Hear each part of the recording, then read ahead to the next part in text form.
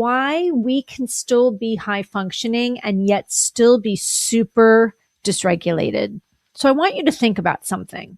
If someone looked at your life from the outside, what would they see? What would they see? If somebody looked at my life from the outside in my early 30s, they would see somebody that's doing great, somebody that was functioning, somebody that was showing up, somebody that could get a lot of shit done, that could handle what needed to be handled. And yet I was a mess on the inside. In my body, there was no calm. There was a constant tightness in my throat and my chest, a buzzing under the surface like a goddamn Acela train, and a constant sense of being on when nothing was actually wrong. And there was a huge disconnect between what I knew and what I was feeling. Because here's the thing, at that point, at 30 years old, guys, I had already been in and out of therapy since I was 15. So that's 15 years, half my life. At 30 years old, I had already spent half of my life in and out of therapy. So if I started therapy at 15, it was 1986. It's a very, very different landscape then. Why was it that I had been in and out of therapy talking about my challenges for 15 years, and yet on a daily basis, I could not get a full breath? It was deeply, deeply confusing. I knew logically I was safe. Logically, everything around me seemed fine. I had a new home. I was newly married. I had a very successful business. I had a lot of friends. I had enough money to feel very comfortable. So from the outside, all of these data points didn't line up to me being in a constant state of anxiety and panic, not stress. Stress is very different. I was in a constant state of anxiety. My body was on fire. And if this resonates with you, I want you to hear this so clearly, because I definitely thought there was something very wrong with me and that I was quote unquote broken. I want you to hear this. You're not broken. And this high functioning ability and this dysregulation is actually not a contradiction. This is what high functioning dysregulation looks like. And my goal is to help you name something that you never had language for before. So for a really long time, this pattern didn't really have a name. People called it anxiety or stress or being high strung. God, if I had that title sit to me more times than I can count. High strung, tightly wound, right? Anybody feel that? But none of those actually really fit the bill. None of those explanations actually really resonated, because this really wasn't about worrying too much or actually thinking the wrong thoughts. It was about a nervous system that learned very, very early on that staying alert was safer than slowing down. Here's a great example. I owned a company in my 30s, and we helped create jobs for people. My worth at that point was so aligned to the success of this business. And it's complicated. I owned this business with my dad. I didn't really have a close relationship with my dad. I owned it with my brother. I was the only woman in a very male-dominated time in tech. And if I went home and I saw, at this time, Career Builder and Monster were really big, like job boards. This was, back in like the early 2000s. If I went home after a long day of work and I was sitting on the couch and I was watching TV and a commercial from one of those came up, I would have a panic attack. I'm sitting in my house. Everything's safe. I'm not being chased by a bear. Anything that ever brought me fear in the past was not present right in front of me. But yet my body was reacting as though it was. Okay. So what I now know was that was an adaptation. Okay. And I have so much to share with you guys on this, but here's the reality. I was a very, very responsible, self-sufficient, capable person that had learned to manage herself, and I had learned to manage other people. So from the outside, that looks like having your shit together. That looks like strength. That looks like being very high functioning. But inside, my body never could rest. And it came at a cost. So I want you to pause here, and I really want to get more personal because this matters.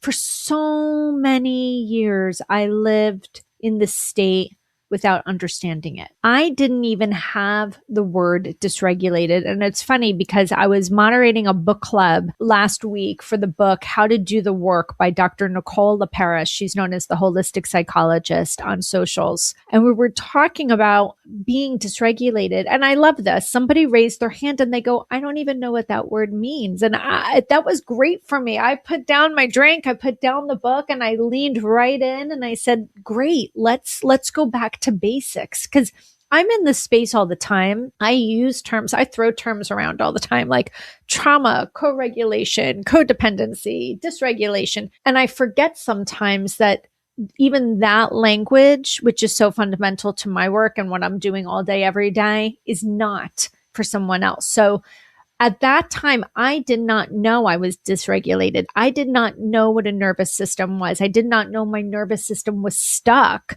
in a survival mode. I just knew that my body was messed up. I always felt like I had a tightness in my throat. I always felt like I had a train, like a nacelle train running through my chest. I felt as though if you touched my chest, you could feel the rumble.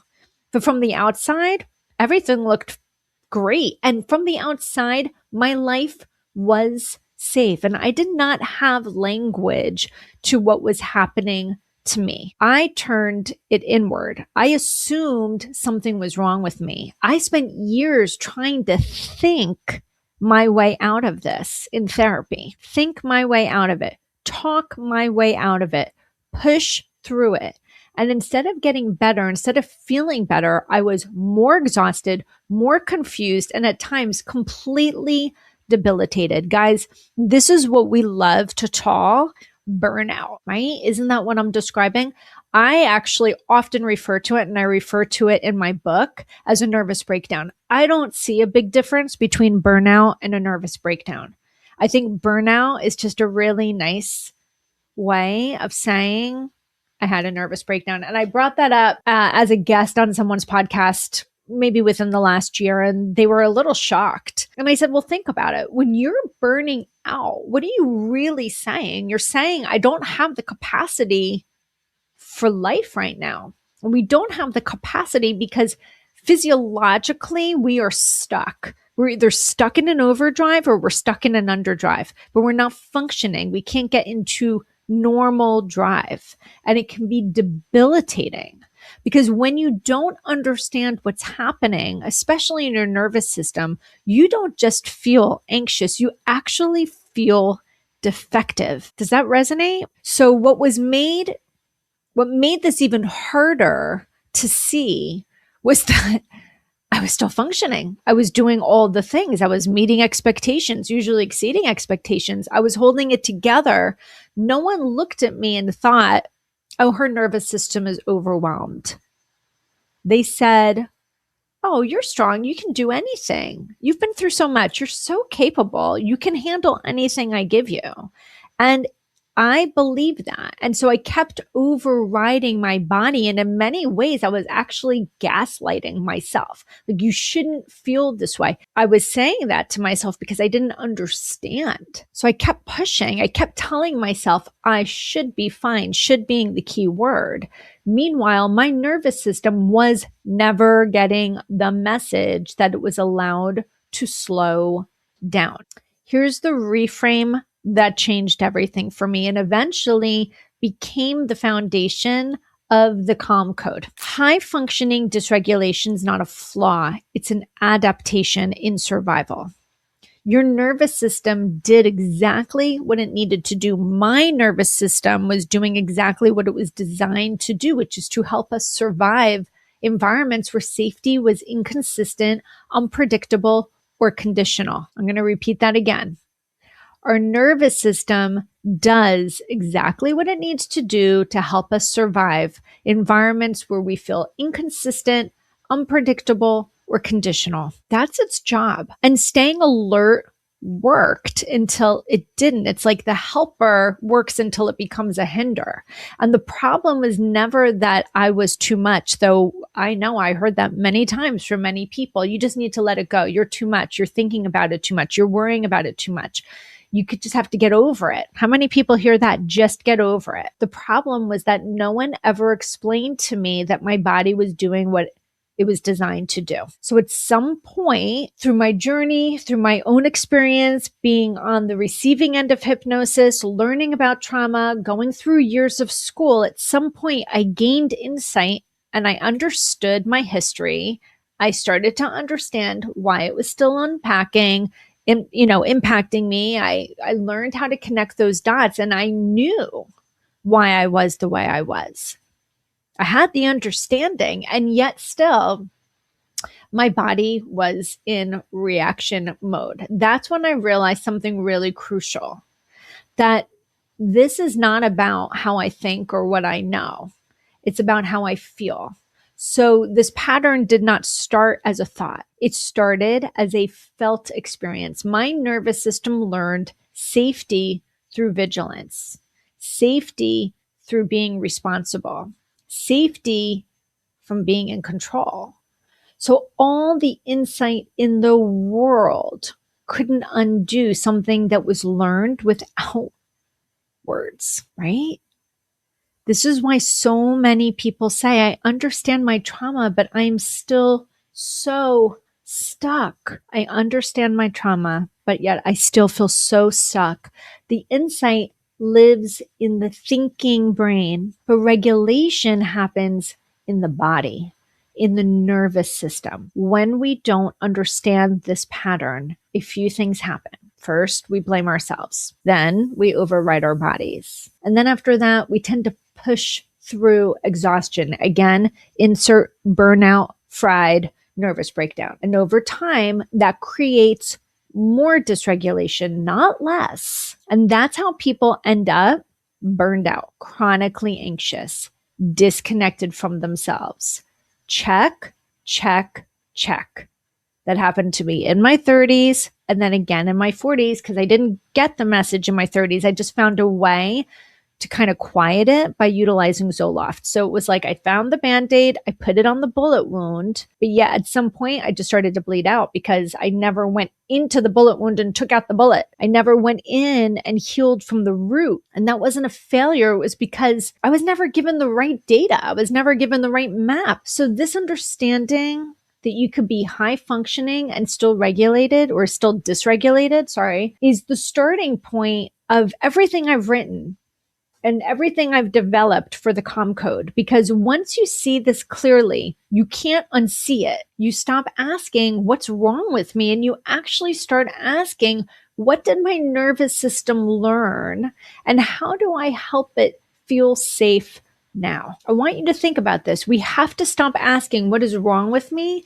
We have to ask, what happened to me and what did my body learn to do in adaptation so I could feel safe? Because feeling safe equates to surviving. That's what the book is designed to do. That's what my course is designed to do. That's what this podcast is meant to help you recognize. The book is where I slow it down and I give language to it. And the live Calm Code course is where people come together and feel supported in community while they're learning this together, while your nervous system actually learns something new. Some people want understanding first. Some people want guide and support. Some people need it. Both paths are super valid. Here's what I've learned. We don't need to push harder. We don't need more willpower. Gosh, I can't stand that word sometimes. It really actually is a trigger for me. I want to say it almost pisses me off, especially when people talk about fixed mindset and growth mindset. It's so much bigger than that because remember, guys, this is not logical. It doesn't start with a thought.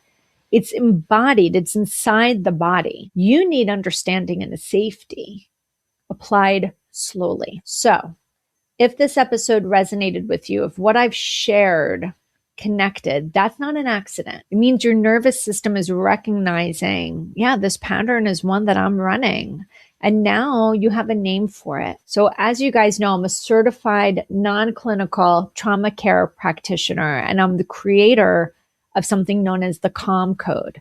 And this is where it all begins. If you want more information, head over to my website. Go to flipyourmindset.com. Not only can you learn more about the Calm Code, but actually I have an assessment there now called the HURT assessment, HURRT. It stands for Healing Unresolved Roots of Trauma. It's something I worked on for about 18 months, and it's designed to give you deeper insight into how your lived experiences may have impacted you in a way that you didn't understand.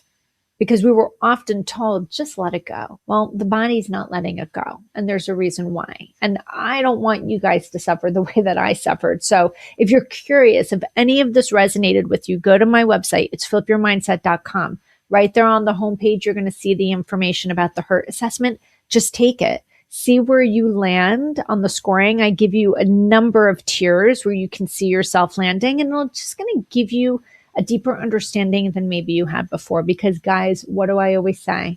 We cannot heal what we don't understand, and understanding can begin here. So thanks so much for tuning in to this first of what will hopefully be many solo podcasts in 2026. And like usual, I'll see you on the flip side.